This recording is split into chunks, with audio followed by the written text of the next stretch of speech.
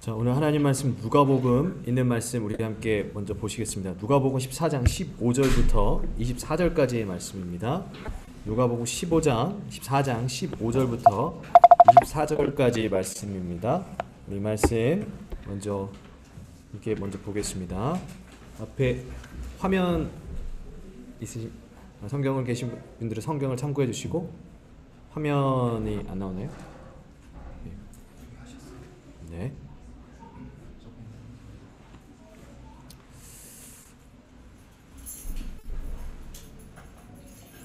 누가복음 14장 15절부터 24절 말씀 제가 읽겠습니다.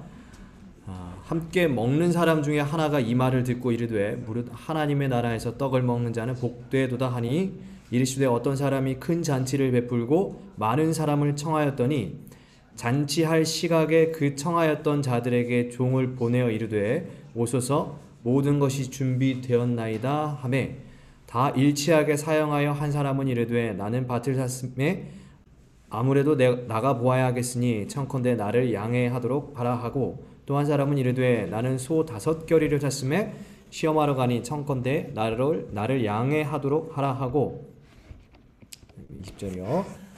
또 한 사람은 이르되 나는 장가 들었으니 그러므로 가지 못하겠노라 하는지라. 종이 들어와 주인에게 그대로 고하니 이에 집주인이 노하여 그 종에게 이르되 빨리 시내의 거리와 골목으로 나가서 가난한 자들과 몸 불편한 자들과 맹인들과 저는 자들을 데려오라 하니라. 종이 이르되 주인이여 명하신 대로 하였으되 아직도 자리가 있나이다. 주인이 종에게 이르되 길과 산 울타리 가로 나가서 사람을 강권하여 데려다가 내 집을 채우라. 내가 너희에게 말하노니 전에 청하였던 그 사람들은 하나도 내 잔치를 맛보지 못하리라 하였다 하시니라. 성도 여러분들 반갑습니다. 네, 오늘 너무나 반갑고 또 이렇게 오늘은 손님이 참 많은 안식일입니다. 아헨에서 그리고 또 베를린에서 또 한국에서도 한국에서도 이렇게 오셨습니다. 아마 우리 최재우 집사님 지인분이 또 한국에서 또 여행 중에 방문하셨습니다. 오늘 이렇게 풍성한 안식일인데요. 또 하나님의 은혜도 풍성하게 내려지기를 간절히 기도합니다. 오늘은 그 신문교훈 제18장입니다. 신문교훈 18장 큰 잔치의 비유인데요. 우리가 방금 읽었던 이 잔치의 비유입니다. 예수님께서 어느 바리새인의 잔치에 참여하셨습니다. 근데 우리가 생각할 때 예수님께서 바리새인의 잔치에 참여했다라고 하는 것이 조금 이상하게 여겨질 수도 있죠. 왜냐하면 바리새인들은 예수님을 어떻게 여겼어요? 안 좋게 여겼잖아요. 네. 그래서 예수님께서 그 사람의 잔치에 참석하셨다는 것이 이상하게 느껴질 수 있지만 사실 예수님은 누구의 초청도 거절하지 않으신 분이었어요. 자기를 초청하시는 존재가 바리새인이든 또 세리든 어떤 극악무도한 죄인이든 예수님은 그 어떤 초청에도 사실 거절하지 않으십니다. 왜냐하면 세상의 모든 사람들에게는 모든 죄인들에게는 예수님이 필요하기 때문이죠. 그래서 그 바리새인에게도 예수님이 필요했겠죠. 잘못된 신앙을 하고 있었기 때문에 예수님이 그곳에 가서 그들에게 복음을 증거할 이유가 있으셨던 것입니다. 그래서 그 잔치에 참여하셨는데 근데 이러한 이제 상황 속에서 예수님은 이 사람들에게 이제 바리새인들에게 몇 가지 비유를 이렇게 증거하시면서 가르치시는데요. 그 첫 번째 비유가 이제 우리 14장 7절부터 11절까지 나오는 이 끝자리의 비유입니다. 끝자리 이유. 이 비유는 무엇이냐면 너희가 항상 어디 잔치에 초대받으면은 끝자리에 앉아야 된다라는 것을 이제 말씀하시는 것인데 그것은 항상 겸손하게 그렇게 자기를 낮추는 자가 높아지게 될 것임을 알려주시기 위해서 이 비유를 말씀하셨어요. 이 비유는 오늘 우리가 다룰 비유는 아니니까 빨리 넘어갑니다.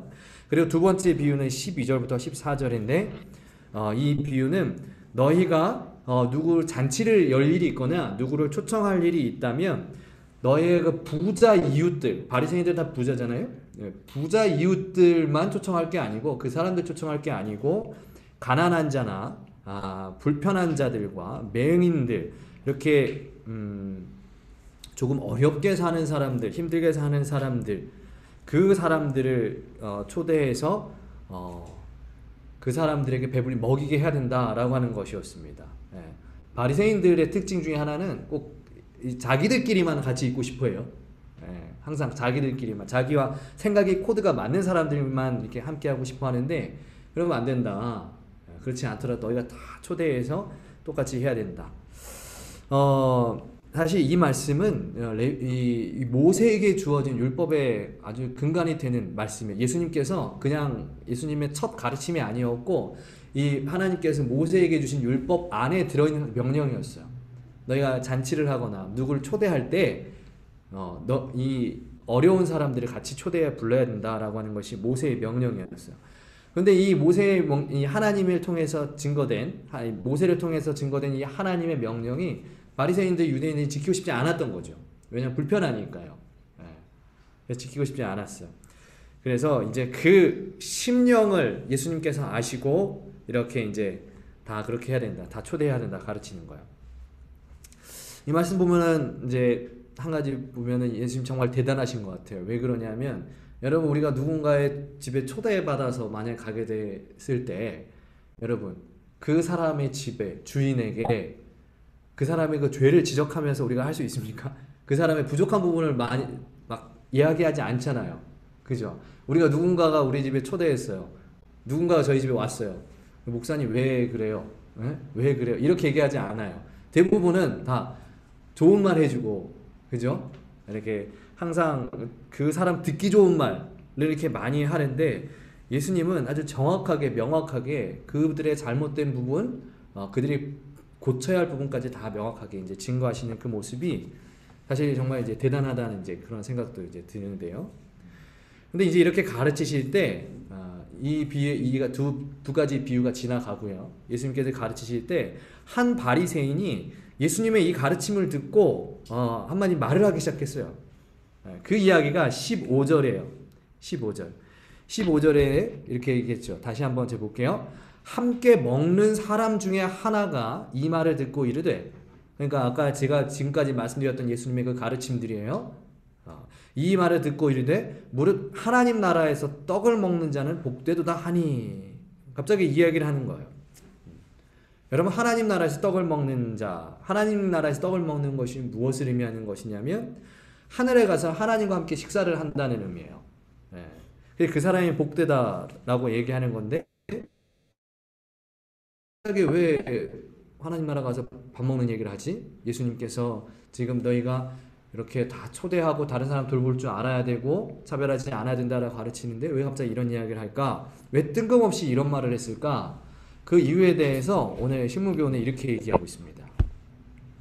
제가 읽어보겠습니다. 그때에 그들 중에 한 사람이 경건한 태도로 예수의 말씀의 주제를 돌릴 생각으로 무릇 하나님의 나라에서 떡을 먹는 자는 복되도다 라고 말했다. 자, 뭘 할 생각으로요? 예수님께서 뭐라고 하셨어요? 지금 너네들 바리새인들 그러면 안 돼. 다 차별 없이 다 모두가 사랑해 줘야 돼. 너희가 잔치를 베풀면 다 불러야 돼. 라고 하니까 이 사람이 이 말씀을, 예수님께서 말씀하시는 그거를 주제를 돌릴 생각으로 이렇게 얘기했다는 거예요. 그래서 이 사람은 마치 자기가 하나님의 나라에서 틀림없이 자리를 차지할 것처럼 매우 자신 있게 말했대요. 자기는 이제 구원받은 사람이라고 생각한 거죠. 이 바리새인은 자기가 천국에 들어가게 합당한 자격을 갖추었는지는 생각하지 않고 자기가 천국에서 누리게 될 축복만을 생각했다. 이 사람이 한 말은 결국 잔치에 참석한 손님들의 마음을 그들의 실제적인 의무에 관한 주제로부터 떠나게 하려는 것이었다. 그랬습니다. 선지자의 말씀에 의하면 이 바리새인은 예수님께서 실천하라고 가르치시는 것들이 있었죠. 다 초대해라, 다 사랑해줘라, 이렇게 병든 자들, 가난한 자들, 또 이렇게 힘들게 사는 사람들 다 초대해야 된다. 이것이 예수님의 실천적인 가르침이었습니다. 근데 이 가르침에서 벗어난 주제를 이끌어내려고 이 말을 했다는 거예요. 하나님께서 분명히 구약 성경을 통해서 낮아짐과 겸손함, 아울러 자비와 봉사와 구호와 돌봄에 대해서 수없이 많이 얘기하셨어요. 구약 성경에서요. 그리고 우리 바리새인들은 구약 성경을 또 열심히 믿지 않습니까? 그런데 자기가 보고 있는 것들을 지키지 못하는 거예요. 그래서 예수님께서 그들에게 직언을 하니까 이 사람이 이제 주제를 바꾸려는 겁니다. 쉽게 말하면 뭐냐면 듣기 싫다는 거예요. 듣기 싫다. 예수님께서 자기들의 그 부족한 부분을 드러내니까 이 사람 듣기 싫은 거예요. 왜 듣기 싫으냐? 이 영광의 말씀을 봤던 것처럼 이 사람은 바리새인들은 하늘에 자기들은 무조건 들어갈 수 있을 것이라 있다고 생각하고 확신했기 때문에 자기는 하늘에 가기에 충분히 의로운데 예수님께서 이렇게 지적하고 아니야 그게 아니야라고 하니까 짜증이 난 거예요. 나는 하늘나라 가기에 충분한 사람인데 나는 의롭게 살고 나는 하나님의 말씀대로 그렇게 살았는데 예수님께서 다른 것을 계속 가르쳐 주시니까 그게 아니야 라고 얘기하니까 이 사람이 이제 화가 나는 거예요. 특히 짜증이 나는 거죠. 예수님은 이것을 아시고 이제 하나의 비유를 더 얘기하시는데 그 비유가 오늘 이 큰 잔치의 비유인 것입니다. 오늘 이 비유가 오늘 아까 읽었지만 또 아시는 분도 있겠지만 마태복음 22장에 나오는 혼인잔치의 비유와 좀 비슷합니다. 비슷하지만 그 배경과 이야기가 조금 다른데요. 그렇다면 이 비유의 내용을 다시 한번 좀 복기하면 어떤 사람이 큰 잔치를 열었습니다. 큰 잔치를 열었어요. 그래서 여러 사람들을 막 초대했죠. 근데 초청한 사람들이 다 어떻게 했어요? 사람들이 다 거절했어요. 첫 번째 사람은 뭐 때문에 거절했다고 그랬어요? 우리 18절 보니까 자기가 밭을 샀기 때문에 내가 밭에 일하러 나가봐야 된다 그랬습니다. 두 번째 사람은요? 소 5겨리를 샀음에 내가 그것을 소가 이게 일 잘하는지 시험하러 가야 된다 그랬어요. 세 번째 사람은요? 장가를 갔어요. 신혼부부예요. 신혼부부니까 내가 이렇게 우리 아내와 있어야 된다. 그래서 이제 거절을 했습니다. 그래가지고 이 잔치 사람이 이제 화가 났죠. 이 주인이 화가 났어요. 아니, 내가 이렇게 힘들게 이렇게 잔치하고 다 불렀는데 다 거절해? 그래가지고 종들을 불러서 이제 시내와 그 거리의 골목으로 나가서 가난한 자들, 몸 불편한 자들, 맹인들, 전행자들 다 데리고 와라. 그랬죠. 그 다 데리고 왔죠. 그래도 자리가 남아요. 그래서 이제 길과 산 울타리로 가서 이제 사람들을 데려다가 자기의 집을 이제 채웠다는 이야기입니다. 이러한 예수님께서 지금 아까 말씀드린 이러한 배경 속에서 왜 이 비유를 말씀하셨을까? 앞에서 말한 것처럼 바리새인들은 예수님의 그 가르침에 동의하지 않았습니다. 그리고 또한 자기는 하나님 나라에 이미 들어가기에 합당한 자들이라고 여겼죠. 이 말의 의미가 무엇이냐면 그것은 예수님의 가르침과 어긋나도 하나님의 나라에 들어갈 수 있다라고 생각했던 것입니다. 하나님의 나라에 들어가는 방법은 예수님의 말씀과 예수님의 가르침대로 들어가는 것이 아니라 자기의 생각과 자기들의 전통과 유전과 자기들이 신앙을 해왔던 그런 습관, 그 예수님이 가르쳐 주시는 것이 아니고 예수님 외에 자기들이 생각하는 것으로 하늘나라에 들어갈 수 있다고 생각했던 거예요. 그리고 예수님은 이것이 틀렸음을 알려주시기 위해서 이 비유를 증거하는 거예요. 여러분 오늘 이 비유를 보시면 이 비유에서 잔치 주인이 등장합니다. 이 잔치 주인이 의미하는 분은 누굴까요? 잔치 주인이 상징하는 분은 예수님이에요. 예수님 앞에 화면 나오죠? 그러면 이 잔치에 초청함을 받은 사람들은 누구냐? 첫 번째 1차적으로는 바리새인들이에요. 그리고 두 번째는 더 넓혀서 이스라엘 백성들. 그리고 오늘날 우리 이제 그리스도인들인데 여러분 잔치 초대할 때요. 여러분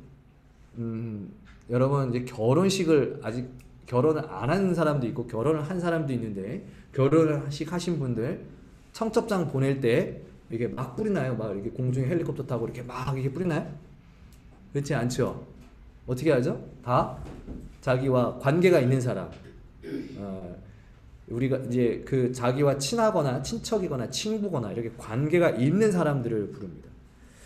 즉 초대할 때 이 잔치에 초대하는 것은 분명히 연관이 있는 사람을 부르는 거예요. 그래서 여기 잔치에 초대받은 사람들도 어떤 사람이냐면 의미하는 것은 잔치에 1차적으로 초대받은 사람들이 있죠. 밭 산 사람, 장가 간 사람, 소 산 사람. 이 사람들이 의미하는 거는 존재는 원래 하나님과의 관계가 있었던 사람. 아까 말씀드린 것처럼 바리새인들, 또 성경 전체적으로 얘기하면 이스라엘 백성들, 그리고 오늘날의 우리들을 이제 의미하는 것입니다. 하지만 이 잔치에 초대받았던 모든 사람들이 잔치에 들어가기를 거부했습니다.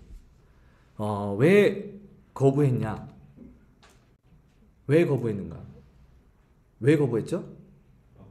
바빠서. 밭 사고, 소 사고, 결혼했기 때문에. 이게 의미하는 게 무엇이냐? 이게 의미하는 게 무엇이냐가 중요한 거예요. 밭 사고, 소 사고, 결혼. 이게 의미하는 것이 무엇이냐면, 이 사람들 왜 잔치에 초대하는가? 이것은 무엇이냐면, 잔치에 잔치보다 이 왕이, 이 주인이 베푼 이 잔치보다 더 뭐한 게 있는 거예요? 중요한 게 있는 거예요. 중요한 게. 밭을 봐야 하는 일, 소를 봐야 하는 일, 결혼해서 신혼을 기쁨을 누리는 일이 이 잔치보다 더 중요하고 더 매력 있고 거기에 더 흥미가 있기 때문에 잔치에 가는 것을 자기가 거절했다는 거예요. 하나같이 다 잔치에 들어가고 싶지 않았다는 거예요. 예수님이 바리새인에게 이 말씀을 가르치고 싶으신 거예요. 지금 너희가 하늘의 잔치에 들어가기를 원하느냐? 하늘나라에 베풀어지는 그 혼인잔치에 들어가길 원하느냐? 하늘나라에 가고 싶냐? 근데 너네가 지금 가장 중요하게 여기는 건 무엇이냐? 이걸 묻고 있는 거예요. 하늘나라에 정말 가고 싶다라고 하는 너네가 지금 가장 중요하게 생각하는 게 뭐냐? 나의 말씀이냐? 아니면 너희의 전통과 너희가 만든 법이냐? 무엇을 더 가치 있게 여기겠느냐고 예수님께서 물으시는 거예요. 그러면서 너네가 바리새인들에게 너네가 그 전통 만들고 너네 마음대로 법 만들어서 지켰지만 그 결과로 그것 때문에 너희를 구원할 메시아, 너희를 창조한 그 창조주를 거절하고 있음을 알려주고 싶으셨던 것입니다. 지금 너희 앞에 너희의 구원자가 너희를 계속 초청하고 있음에도 불구하고 다른 것에 정신이 팔려서 계속 초청을 너희가 거절하고 있음을 알려주고 싶은 거예요. 여러분, 예수님께서 이 땅에 오셨어요. 바리새인들이 그 모습을 다 봤습니다. 여러분, 바리새인들이 예수님과 완전히 관련이 없던 사람이 아니에요. 이 사람들이요, 예수님 무슨 일을 하는지 CCTV처럼 다 보고 있어요. 사람들 시켜가지고요. 그래서 예수님께서 안식일에 뭘 고쳤다고 누구를 병낫게 하셨다 그러면 어떻게 해요? 이 바리새인들이 이 성경을 읽어보세요. 그 다음에 유대인들이 아주 자동으로 따라와 예수님한테 가가지고 왜 안식일에 고쳤습니까? 이 말은 뭐예요? 예수님 계속 보고 있는 거거든요. 예수님께서 그걸 또 다 하셨어요.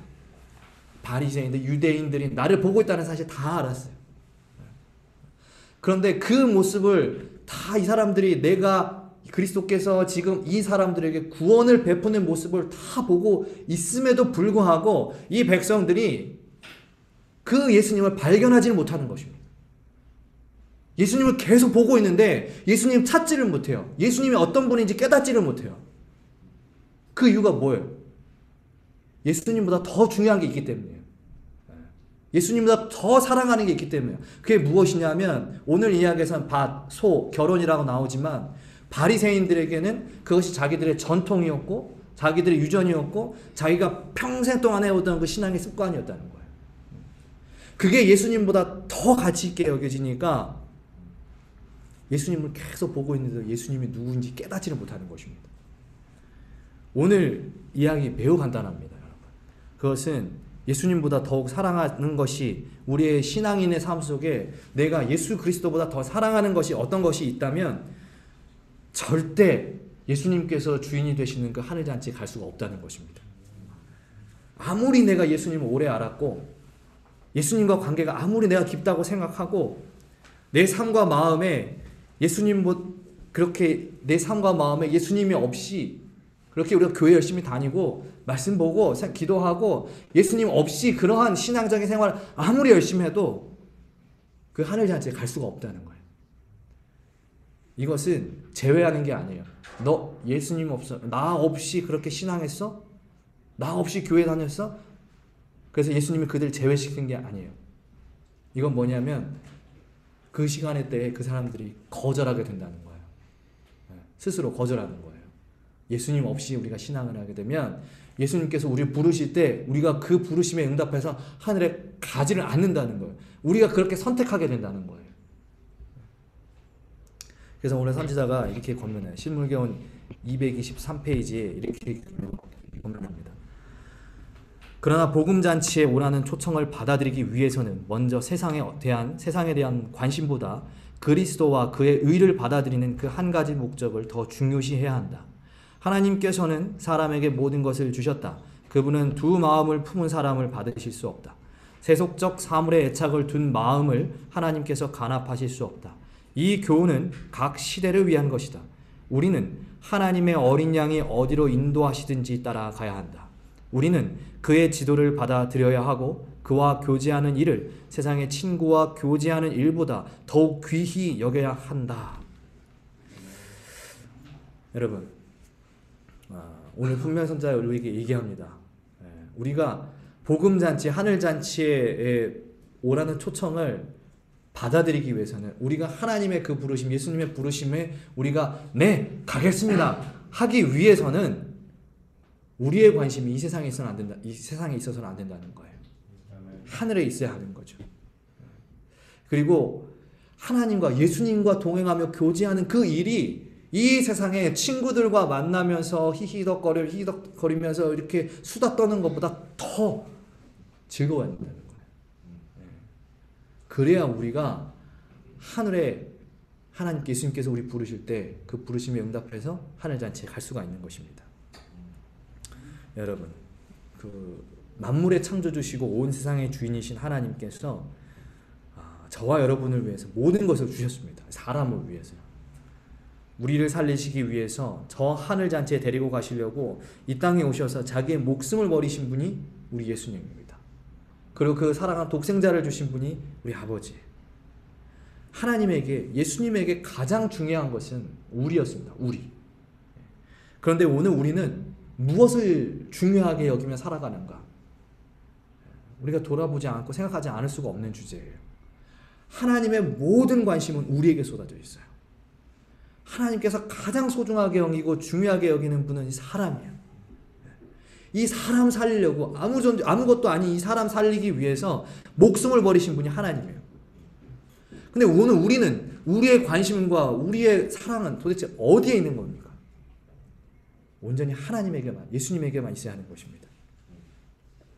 그동안 우리는 밭을 봐야 한다고 얘기했던 사람처럼, 소를 봐야 한다고 얘기했던 사람처럼 생계를 걱정하면서 하나님을 잠시 뒤로 놓는 그러한 삶을 살지는 않았는지, 아니면 결혼을 하여 못 간다고 이야기했던 사람처럼 이 세상과 혼인해서 세상의 쾌락과 세상이 주는 재미, 이런 흥미를 따라 살다가 어린 양이 인도하시는 그 길을 놓치고 살지는 않았는지, 아니면 바리새인들처럼 오직 내가 하는 신앙만 맞고 내가 신앙하는 그 습관과 전통만 진리라고 생각하면서 내 신앙 스타일만 하나님께 기쁨이 되는 거라고 생각하면서 정말 중요한 예수님을 놓치고 살지는 않았는지 우리는 생각해 봐야 하는 것입니다. 여러분, 바리새인들 한번 보세요. 바리새인들 여러분 보시면 어떤 마음이 듭니까, 여러분들? 우리가 아는 그냥 바리새인들, 성경의 이야기들 보면은 어떤 마음이 드세요? 바리새인들, 그들의 모습 보면 너무 불쌍하죠. 너무 슬퍼요, 사실은. 못됐어, 나빠, 악해, 이런 마음이 아니고 그걸 넘어가지고, 그런 마음이 넘어가지고 너무 이야기가 슬퍼요, 그들의 이야기가. 왜냐하면 여러분, 바리새인들이요, 아까 얘기했던 것처럼 누구보다 하나님 나라에 가고 싶어하는 사람들이에요. 자기 믿는 걸로 하나님 나라에 들어갈 수 있다고 생각하는 사람들이에요. 그래서 그 하나님 나라 가보겠다고 수없이 많은 법을 만들었어요. 또 그 법 지키려고 수없이 많이 고생했어요. 열심히 했어요. 근데 그 수고와 고생이 아무 의미가 없잖아요. 예수님이 빠진 그 수고와 고생이 의미가 없어요. 그게 너무 슬픈 것입니다. 정말 누구보다 열심히 일하고 누구보다 열심히 그렇게 살았는데 겉만 본 거예요, 겉만. 그래서 예수님이 지금 말씀을 하시는 거예요. 지금 하늘의 열쇠가 되는 그리스도가 여기 있는데, 너희가 그토록 가고 싶어하는 하늘나라에 갈 수 있는 유일한 길이 되시는 그리스도가 여기 있는데, 그것을 왜 보지 못하냐? 왜 다른 것에 너무 집중하고 있느냐? 여러분, 이 이야기가 너무 슬픈 거예요, 여러분. 오늘 우리가 신앙을 하는데 예수님 외에 다른 것들이 우리의 삶에 가장 크게 있다면 너무 슬픈 겁니다, 여러분. 우리가 매주 안식일 교회에서 예배드리고 말씀 보고 기도하고 이렇게 누구보다 열심히 하나님 믿으면서 예수님 이 하늘나라 가기 위해서 살아가는데, 근데 그 모든 우리의 신앙의 활동 가운데 그리스도가 살아계시지 않으면 우리의 신앙이 너무나 슬픈 거예요. 바리새인들과 똑같은 거예요. 우리가 그 율법들만 안 지켰을 뿐이지 똑같은 그런 신앙을, 슬픈 되게 불쌍한 신앙을 하고 있는 거예요. 그래서 오늘 간절히 바라고 소망하는 것은 오늘 우리의 삶에 예수 그리스도께서 주인이 되시기를 간절히 소망합니다. 내가 예배를 드리더라도, 교회 활동하더라도, 교회 소풍 가고, 또 교회에 참여하고, 또 내 그 가정에서 시간을 보내고, 아니면 회사에서 일을 하고, 학교에서 공부하고, 그 모든 일을 하는 가운데 그리스도가 내 삶에 계시는 그러한 그리스도인이 살아간다면, 그런 그리스도인으로 살아간다면 아마 예수님께서 누구보다 기뻐하실 것입니다. 오늘 우리는 이 이야기를 통해서 예수님보다 더 사랑하는 어떤 존재를 마음에 품으면서 그렇게 신앙을 할 때 우리의 자리가 하늘에 보장된다는 그런 마음은, 생각은 버려야 하는 것입니다.